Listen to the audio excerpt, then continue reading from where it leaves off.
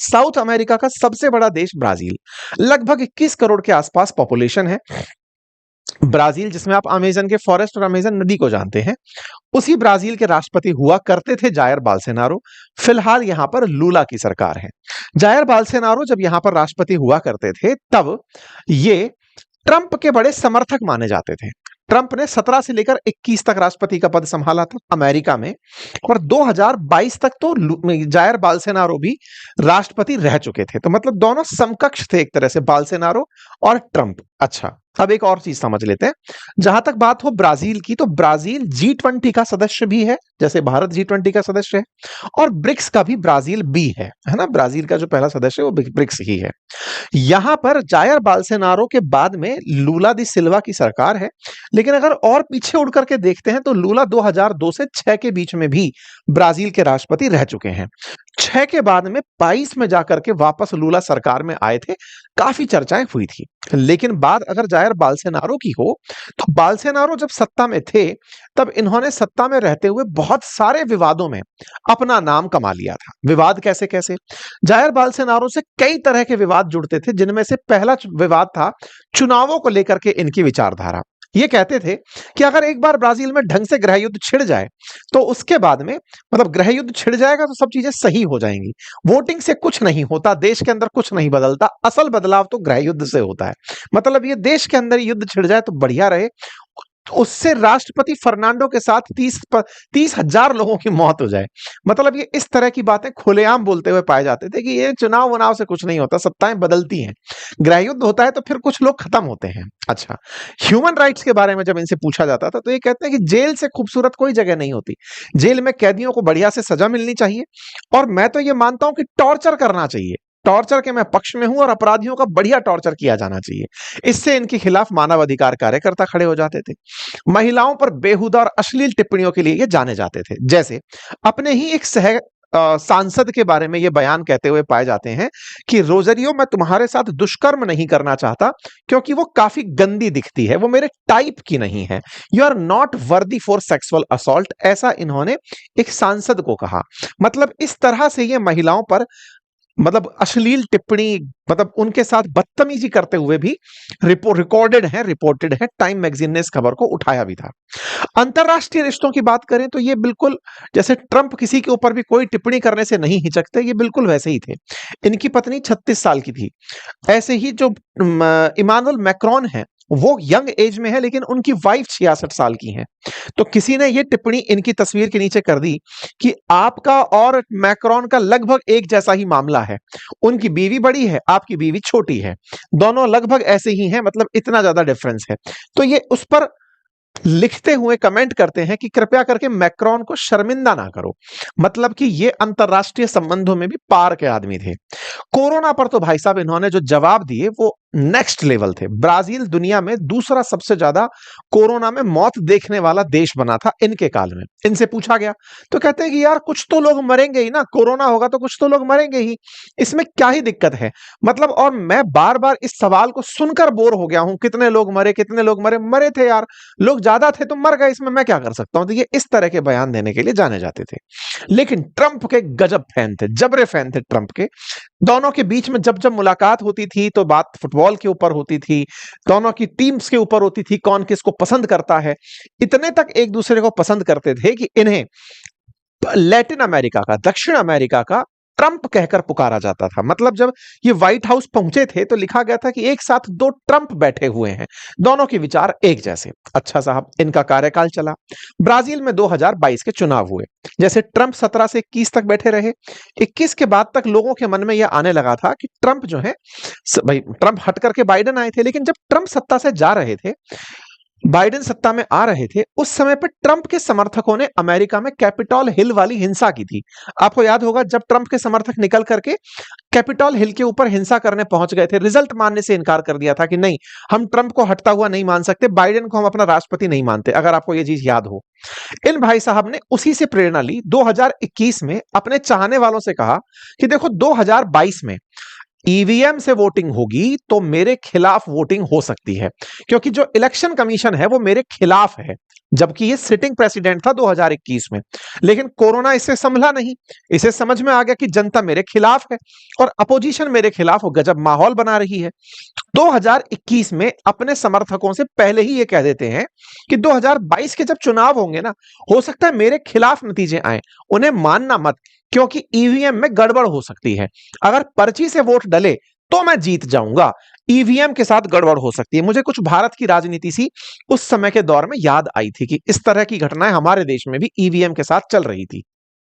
खैर, जिस ईवीएम से बालसेनारो जीते थे, वो ईवीएम पर ही सवाल उठा रहे थे कि उनके खिलाफ मत हो सकता है। इसलिए मेरे चाहने वालों, ईवीएम के रिजल्ट को मत मानना और बिल्कुल वैसे ही करना जैसे मेरे गुरु ने किया था। क्या किया था? जैसे ट्रंप के समर्थकों ने कैपिटॉल हिल की हिंसा की थी, आप लोग भी हिंसा करने से पीछे मत हटना। मैं तो खुद ही कहता हूं कि गृह युद्ध होना चाहिए। भाई साहब, इस तरह का ज्ञान ये 2021 से अपने चाहने वालों को पिलाते आ रहे थे। अब आता है 2022, इलेक्शन होता है। पहले से ही जानते थे कि इलेक्शन में इनका हाल खराब होगा, लेकिन खुद से जनता को मोटिवेट जो 2021 से करते आ रहे थे कि इलेक्ट्रॉनिक वोटिंग मशीन में गड़बड़ हो सकती है, मेरे चाहने वालों तैयार रहना, तो बकायदा ये सबको समझाते हुए आ रहे थे और जनता इनके खिलाफ इस बात को समझती आ रही थी। चाहने वालों को लग रहा था ये सही है, अपोजिशन को यह समझ में आ रहा था कि ये आराम से हटने वाले हैं। जब ये इलेक्शन में उतरते हैं, इलेक्शन में खुद को हारता हुआ देखते हैं, तो समर्थकों से ये नहीं कहते कि जाओ आग लगा दो, केवल इतना कहते हैं कि जाओ ट्रंप के रास्ते पर चलो।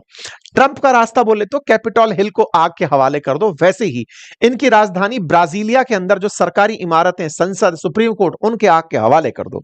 भाई साहब, 2022 के बाद 2022 में हुए इलेक्शंस में ये जहां एक और हार रहे थे, इन्हें दिख रहा था कि मैं हार रहा हूं, वहीं इनके समर्थक और इनकी पुलिस इनके कहने पर जहां लूला बढ़िया मतों से विजयी हो सकते थे, वहां रास्ते रोक कर खड़ी थी। उसी बीच में एक जज ने आदेश देते हुए पुलिस के हेड से कहा कि यदि आपने रास्तों से इस ब्लॉकेड को नहीं हटाया तो मैं आपको जेल में डाल दूंगा। यही जज इस समय अमेरिका को सबसे ज्यादा चिढ़ दिए हुए हैं। उस समय एक जज, उसका नाम अभी मैं बताऊंगा, कुछ नाम तो है एम से, मैं नाम मिस कर गया हूं, तो उन्होंने यह आदेश करते हुए कहा था कि भाई साहब, अगर रास्ता आप लोगों ने नहीं खोला तो लूला, भाई ऑब्वियस सी बात है, रास्ता ही जाम कर दिया, जहां पर लूला के वोट ज्यादा हो सकते हैं वहां पुलिस रास्ता रोक कर बैठी है। ऐसे में वायलेंस बहुत तेजी से बढ़ने की न्यूज आने लगती है। बोल्सोनारो के समर्थक गन लेकर के निकलते हैं, लूला के समर्थक और लूला के जो कैंपेन करने वाले लोग हैं वो बुलेट प्रूफ जैकेट पहन करके प्रचार करने निकलते हैं। पूरी तरह से ब्राजील के अंदर लूला वर्सेस बोल्सोनारो में लूला के जीतने के चांसेस ज्यादा थे, लेकिन इन्होंने अपनी पूरी सरकारी मशीनरी लगा दी। सरकारी मशीनरी, हाँ, उनका नाम मोरेस था, जो जज साहब थे ना, उनका नाम मोरेस था, जो सुप्रीम कोर्ट के जज थे।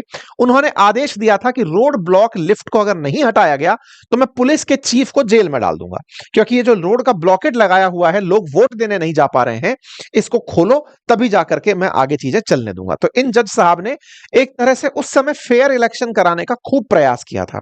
भाई साहब, शुरुआत में पूर्व जो पोल आता है, एग्जिट आता है, प्री पोल, उसमें लग रहा था बोल्सोनारो केवल 38% वोट पाएंगे, लेकिन बोल्सोनारो ने बहुत सरकारी मशीनरी का उपयोग किया। परिणाम यह निकल करके आया, बोल्सोनारो 43% वोट प्राप्त करने में कामयाब हुए, लेकिन लूला 48% वोट के साथ, 5% अधिक वोट के साथ चुनाव जीत गए। लूला का चुनाव जीतना हुआ, समर्थकों को तो पहले से ही इन्होंने भरा हुआ था कि जैसे ही रिजल्ट आए मानना नहीं है, जाकर के ट्रंप के रास्ते पर चल देना है। यही हुआ, बोल्सोनारो ने जीत मानने से इनकार, हार मानने से इनकार कर दिया। बोल्सोनारो ने अपनी तरफ से यही कहा कि मेरे साथ ईवीएम ने धोखा कर दिया है, और जब ईवीएम ने धोखा कर दिया है तो जाओ मेरे चाहने वालों, ट्रंप के रास्ते पर चल पड़ो। ट्रंप के रास्ते पर लोग चल पड़ते हैं, ब्राजीलिया के अंदर आग और रोड जाम कर दिया जाता है। यहां की हेडलाइंस बनती हैं कि वायलेंस टूट पड़ा है। विकिपीडिया पर बाकायदा बोल्सोनारो के समर्थकों के द्वारा मचाया गया यह उधम छाया रहता है। मतलब हर तरफ अगर आप देखें तो ये तस्वीरें आपके सामने आती हैं, जिन तस्वीरों में दिखता है कि कैसे ब्राजील के अंदर प्रोटेस्ट्स ने जगह ली थी और ये आज 8 जनवरी की हिंसा के रूप में रिकॉग्नाइज की जाती है। ये सारा की सारा कारनामा इन्हीं के किए धरे का था, इन्होंने ही जनता को उकसाया था। एक इंटरेस्टिंग कहानी यहां पर और घटी थी, और वो क्या थी कि बाल्सेनारो ने जनता को भड़का तो दिया था कि जाओ और इस तरह से काम कर लो, वहीं दूसरी तरफ ये जो जज साहब थे बैठे हुए, इन्होंने इस पर नजर बनाई हुई थी कि बाल्सेनारो ऐसा कुछ ना कुछ तो करेगा। लेकिन भाई साहब, बाल्सेनारो जिस समय दंगे भड़क रहे थे उस समय खुद निकल करके अमेरिका भाग जाते हैं, ताकि कल को एक प्रमाण ना रहे कि मैं उस समय हिंसा कराने वालों में उपस्थित था। खुद निकल के फ्लोरिडा भाग जाते हैं। अच्छा, अमेरिका में तब तक बाइडेन की सरकार आ चुकी होती है। बाइडेन इनको समझाते हैं बाल्सेनारो को कि रिजल्ट को मान लो, हिंसा को मत भड़काओ। ये मानने से इनकार कर देते हैं कि साहब मैं कुछ नहीं कर रहा, मेरे चाहने वाले स्वीकार ही नहीं कर रहे कि लूला सरकार में रहे।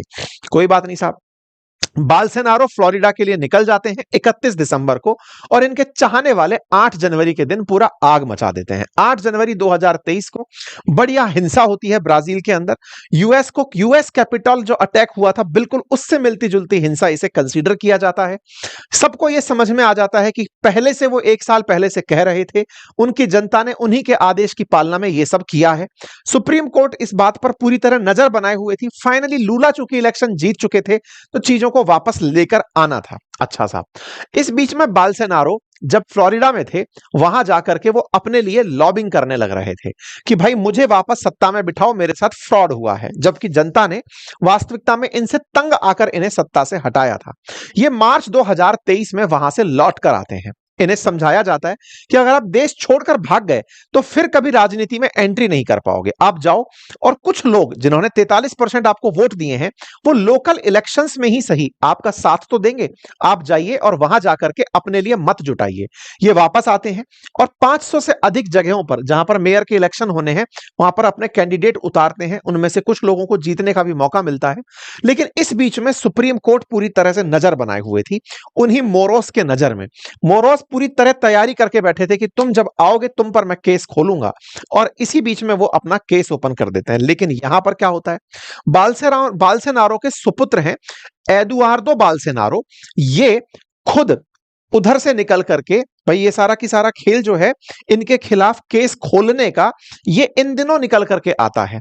इधर की तरफ ट्रंप इलेक्शन जीत चुके होते हैं, बाल्सेनारो के बेटे सांसद बन जाते हैं। सांसद महोदय यहां से उड़ते हैं और अमेरिका चले जाते हैं। अमेरिका जाकर के वो ट्रंप और ट्रंप के समर्थकों को समझाने लगते हैं कि लूला बाल्सेनारो के खिलाफ क्या कर रहे हैं। आप ऐसे देखिए, 2023 में बाल्सेनारो भागे थे, लौट करके आए। सुप्रीम कोर्ट ने 23 के मार्च में ही, अप्रैल में ही इनके खिलाफ एविडेंसेस इकट्ठे करने शुरू किए।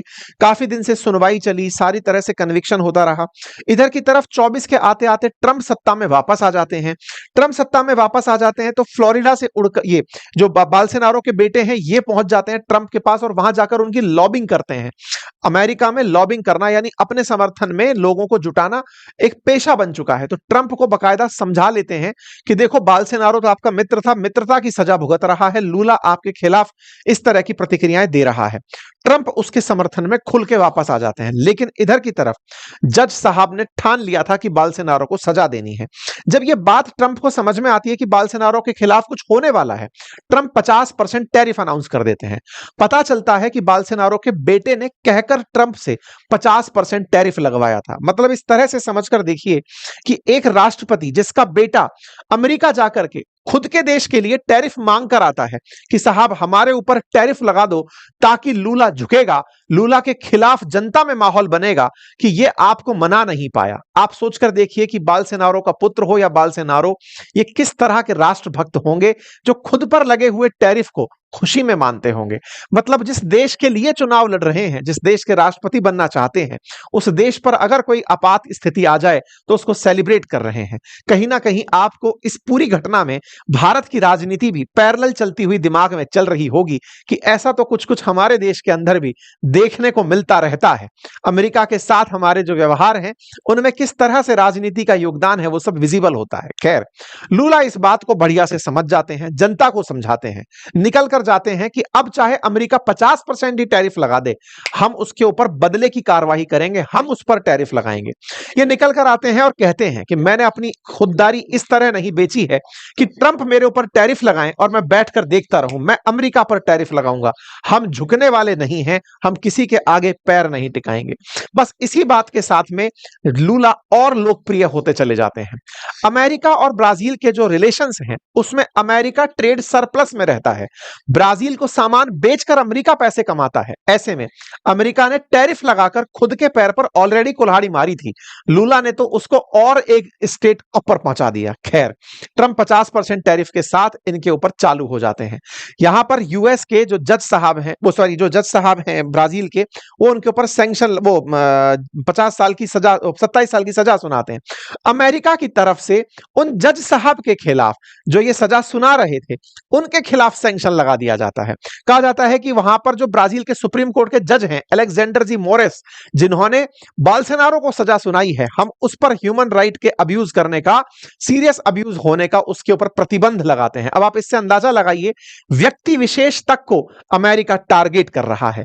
यह महीना चल रहा है जुलाई का 2025 का, और अमेरिका उस जज के खिलाफ प्रतिबंध लगाता है। इस पर ब्राजील की टॉप कोर्ट यानी सुप्रीम कोर्ट कहती है कि अमेरिका यह ना भूले कि हमारा कानून अलग है और आपका कानून अलग है, आपका कानून हमारे यहां नहीं चलता।